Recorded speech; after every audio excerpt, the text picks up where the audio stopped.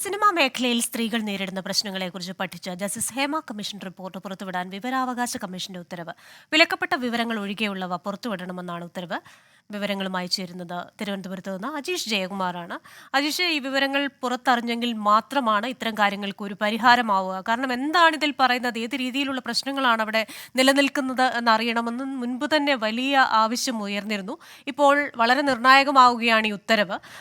സർക്കാരിന്റെ ഭാഗത്തു നിന്ന് പ്രതികരണമുണ്ടോ? എപ്പോഴേക്ക് ഈ വിവരങ്ങൾ പുറത്തുവിടും എന്നറിയാൻ കഴിഞ്ഞിട്ടുണ്ടോ?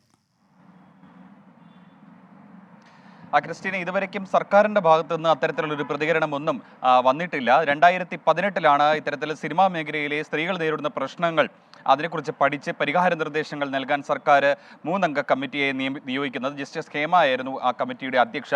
അതേപോലെ നടിയായ ശാരദ, മുൻ IAS ഓഫീസർ അടക്കം 3 പേരായിരുന്നു ഉണ്ടായിരുന്നത്. 2019 ഡിസംബറിൽ ഇവർ ആ കമ്മിറ്റി വിശദമായ റിപ്പോർട്ട് സർക്കാരിന് സമർപ്പിച്ചു. അതിനുശേഷമാണ് ഈ റിപ്പോർട്ടിനുള്ളിൽ പല വിലപ്പെട്ട വിവരങ്ങളും ഉണ്ട് എന്ന വെളിപ്പെടുത്തലുകളും ഉണ്ടെന്ന കണ്ടെത്തലിനെ തുടർന്ന് സർക്കാർ ഈ റിപ്പോർട്ട് പൂഴ്ത്തുന്നത്. പിന്നീട് 4.5 വർഷക്കാലം സർക്കാർ ഈ റിപ്പോർട്ടിന്മേൽ അടയിരുന്നു. പലതവണ WCC അടക്കം സിനിമാ മേഖലയിലെ സാംസ്കാരിക മേഖലയിലെ ആളുകൾ അടക്കം ആവശ്യപ്പെട്ടിട്ടും ഈ റിപ്പോർട്ട് പുറത്തുവിട്ടിട്ടില്ല. പിന്നീട് ആവർത്തിച്ച് ആവശ്യപ്പെട്ടപ്പോൾ സാംസ്കാരിക വകുപ്പ് മന്ത്രി സജി ചെറിയാൻ പറഞ്ഞത് ഇത് കമ്മീഷനല്ല, കമ്മിറ്റിയാണ്, അതുകൊണ്ട് സർക്കാരിന് വേണമെങ്കിൽ അത് പുറത്തുവിട്ടാൽ മതിയെന്നായിരുന്നു. തുടർന്ന് കഴിഞ്ഞ വർഷമാണ് ഒരു മാധ്യമപ്രവർത്തകൻ വിവരാവകാശ കമ്മീഷനെ സമീപിച്ചത്.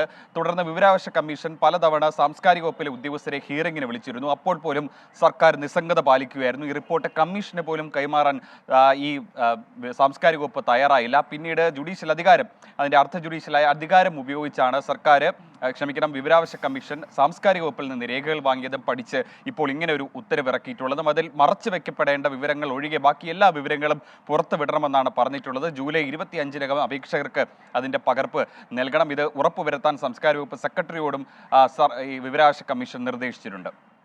ശരി, അജീഷ് ജയകുമാറാണ് തിരുവനന്തപുരത്ത് നിന്ന് വിവരങ്ങൾ നൽകിയത്.